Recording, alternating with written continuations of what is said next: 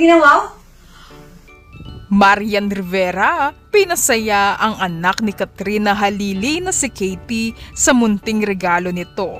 Narito the chika ang good vibes na chika natin today. Ang gustong bilhin na magic sing ni Katie, ang anak ni Katrina Halili, tinupad na ng kanyang ninang Marian Rivera. Sa social media ni Katrina, ipinakita niya sa isang video na nasa mall sila ng kanyang anak at dito ay nag-i-inquire sila ni Katie ng kanyang videoke na gusto nang bumili ni Katie pero hindi pa sila pwedeng bumili. Dahil nakita ni Marian ang video at napanood niya na mabait na bata ang kanyang inaanak at mahilig itong kumanta tulad ng kanyang ama na si Chris Lawrence, agad bumili ng regalo si Marian para sa kanyang inaanak ng isang magic sing para may pang-videoke na ang kanyang inaanak na si Katie.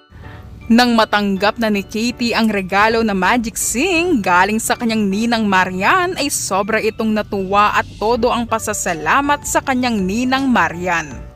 Nagpasalamat din si Katrina kay Marian sa love at pag-alala niya kay Katie na to the rescue raw na ninang si Marian. Ninang Yan, thank you for the magic sing. Ay sus, ano yan? Smile. Okay.